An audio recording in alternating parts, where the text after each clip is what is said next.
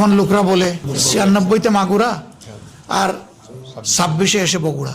সংকটকালে লুকোচুরি নয়, আমরা বারবার নোটিশ দিয়েছি, এই নোটিশগুলো আলোচনায় আসে না। জ্বালানি সংকট, বিদ্যুৎ সংকট, সার সংকট, দ্রব্যমূল্যের ঊর্ধ্বগতি, এগুলা নিয়ে আলোচনা করি। এগুলা আলোচনা করা পছন্দ না, শুধু লুকোচুরি। ভাই এগুলা তো সব আপনাদের সৃষ্টি না, এটা গ্লোবাল প্রবলেমের কারণে তৈরি হয়েছে। আমরা বুঝি না এগুলা, আমরা তো মানুষ, আমরা খোলা মনেই তো সবাই মিলে চাই যে সমাধান বের হয়ে আসুক। আমরা এখনো আহ্বান জানাবো সংসদের বাইরে আসুন, খোলা মনে আলোচনা করে জাতীয় সংকট উত্তরণে আমরা একসাথে কাজ করি। এ দেশ তো আমাদের দেশ। এর মাঝে আরো 2 বিপত্তি ঘটে গেছে, বগুড়া এবং শেরপুর। এখন লোকরা বলে 96-তে মাগুরা আর 26-এ এসে বগুড়া।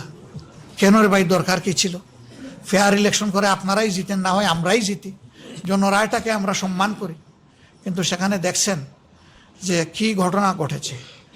আমি ভাই লজ্জিত, কিছু মিডিয়া, আমি সবার কথা বলছি না, অমুক ভাই 3 গুণ ভোটে বিজয়ী হয়েছে। ভাই আপনিও তো সেখানে ছিলেন, মানে আপনার একজন বন্ধু সেখানে ছিল, খোলা চোখে আপনি দেখেন নাই সেখানে কি হয়েছে? সবই দেখেছেন। একদম সিলমারা ব্যালট প্রার্থী এবং এজেন্টরা ধরে আপনাদের সামনেই তো, আপনাদের মাধ্যমেই তো জাতির সামনে নিয়ে এসেছে। তারপরে আপনারা কেমনে বলেন রে ভাই এগুলো? সবাই না, যারা এরকম করেছেন তাদের ব্যাপারে আমি লজ্জিত, তারা লজ্জিত কিনা আমি জানি না। লজ্জিত হওয়া উচিত। এই অঙ্গনের আলহামদুলিল্লাহ সুনাম অক্ষুণ্ণ থাকুক, আমরা চাই। আমরা বরাবর বলেছি, সাদাকে সাদা বলুন, কালোকে কালো বলুন। আমি কালো হলে আমাকে বলে দেন, অসুবিধা নেই, কিন্তু আমার সাদাটাকে মেহরবানি করে বাদামি এবং কালো বানাতে যাইয়েন না। এটা ভালো জিনিস না।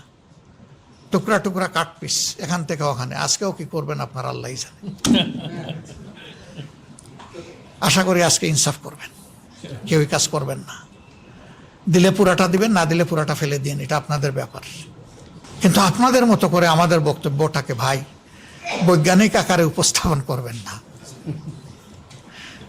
আমরা সাদাসিধা মানুষ ভাই, সাদাসিধা বক্তব্য, এগুলো সাদাসিধাভাবেই স্পষ্টভাবে আপনারা তুলে ধরবেন, এটা আপনাদের কাছে আমাদের বিনয়ী আহ্বান।